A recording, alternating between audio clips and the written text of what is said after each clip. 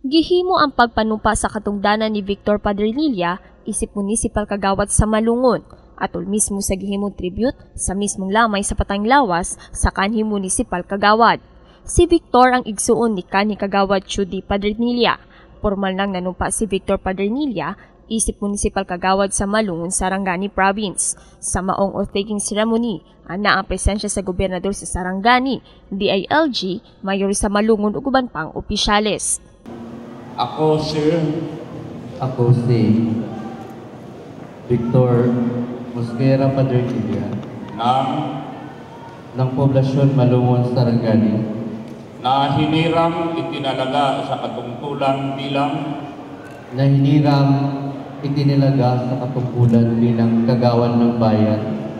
Kahinumduman na si Kagawad Judy Padernilla, namatay kaniadtong Enero 4 ni kasamtangang tuig. Yes, legally pwede na talaga siya mag-assume as regular municipal kagawad sa bayan ng Maitom by virtue of that appointment issued by the governor. And sa Monday, ang kanyang first attendance to regular session, I will install him as a regular Sangguniang member during the first session that he will attend. Si Toto Judy is a excellent public servant, true public servant, no? Very strong. Even when things were not going his way, he would still stand up and he would make it a point that he could serve other people. So talagang it is a big loss, but again, we believe he is in heaven. His family is also accepted the fact that Toto Judy is now in heaven.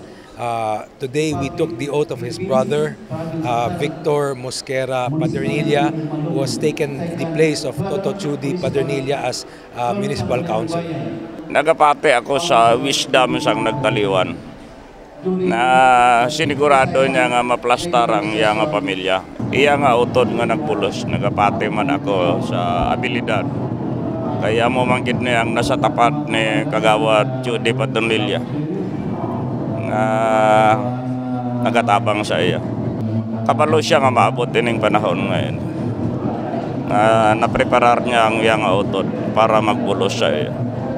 Sa uwahing lamay kang kanhi Kagawad Judy Padernilla, nibuhos ang presensya sa iya mga taga-suporta, pamilya ug kabanay. Dakong kawadon kuno ang kamatayon sa opisyal. Pasalig ni Victor nga iyang ipadayod ang mga nasugdan nga serbisyo sa iyang mipanaw nga igsuon. For now, I will be thinking na yung po mga naumpisahan po niya mga ordinances na hindi pa po na papasa ng committee, I will make it sure na matutuloy po yon para po sa people of Malungon. Sa Lunes ang unang adlaw sa opisyal nga pagpungko isip municipal kagawad sa Malungon. Shilin J. Kanda, Brigada News.